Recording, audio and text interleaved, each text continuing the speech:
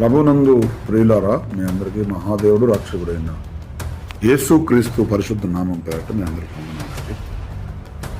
యూదుడైన Mordecai షోషోని కోటలో అహస్వేరోసు రాజు gate గుమ్మం ఎదుట మొర్దెకై వాచ్మెన్గా పనిచేశాడు.